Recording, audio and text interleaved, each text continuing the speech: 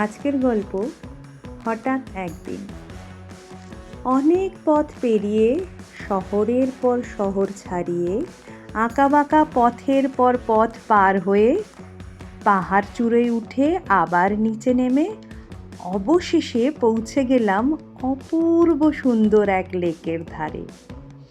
আর সেই লেকের ধারে যা পেলাম, যা পেয়ে আনন্দে আমার মনটা ভরে উঠল, সেটা হলো না, এখন বলবো না। আগে পুরো গল্পটা তো শোনো, তারপর বলবো কি পেলাম। সকাল সকাল অফিস যাওয়ার কথা ছিল আজ, কিন্তু হঠাৎ মনে হলো না, আজ আর রোজকার কাজ না। আজ হঠাৎই সব ছেড়ে অন্য কোথাও মন চাইলো যেতে। যেমন ভাবা তেমনি কাজ। ঘরের যা যেমন ছিল তেমনি পড়ে রইল। ছোট্ট একটা ব্যাগে টুকটাক কিছু খাবার ভরে বেরিয়ে পড়লাম দুজনে। আরও দুজন বন্ধুকে সাথে নিলাম।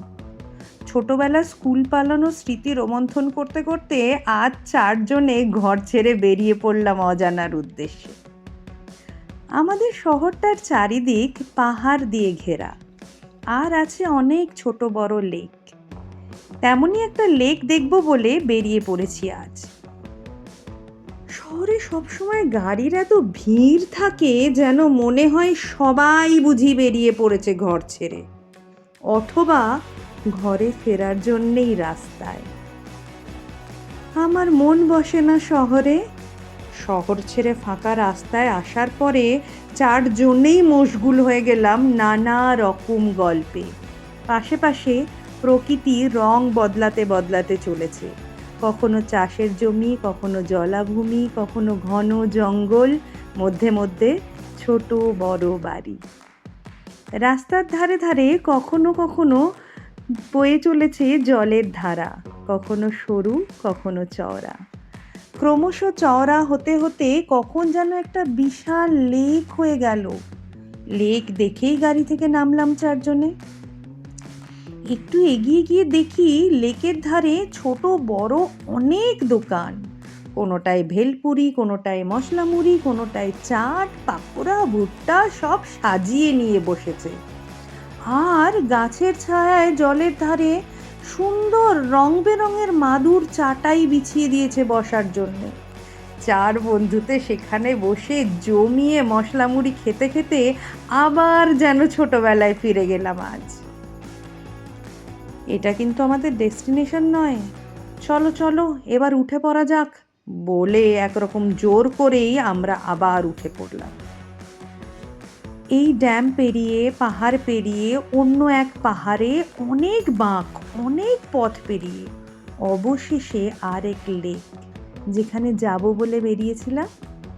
পাহাড়ের একেবারে ওপরে গিয়ে আবার কিছুটা পথ নিচে নেমে তবে জলের দেখা পাওয়া গেল। গাড়ি থেকে নেমে পড়লাম 4 জনে। জলটা তখনও কিছুটা দূরে। হাঁটতে হাঁটতে ঢালু পথ বেয়ে নামতে নামতে স্লিপ করে পড়তে পড়তে কখনো গড়িয়ে, কখনো একে অন্যকে জড়িয়ে অবশেষে পৌঁছে গেলাম বিশাল সেই লেকের ধারে। সূর্যাস্তের কিছুটা সময় আগে বিশাল জলরাশির সামনে নিজেকে বড় সম্পূর্ণ মনে হচ্ছিল। কিন্তু হায়, ভাব্য করার সময় এখন নয়। আমার ভাবনায় অন্য কিছু ঘুরছে। এত জঙ্গল, এত ফাঁকা জায়গা, কিন্তু কোনো কাঠ নেই কেন? শ্রোতা বন্ধুরা নিশ্চয়ই ভাবছো, আরে কাঠ কেন? কাঠ বন্ধু, কাঠ। কাঠ ভীষণ কাজের জিনিস। আরে না, আমি কাঠুরে নই, কাঠ কুড়ুনিও নই, এমনকি কাঠ ঠোকরাও নই। তাহলে আসলে কাঠ দিয়ে ছোট বড় জিনিস বানানো আমার একটা নেশা, আর তাই এই কাঠের খোঁজ। আর আশ্চর্য ব্যাপার, একটু এদিক ওদিক খুঁজতেই আরে পেয়ে গেছি।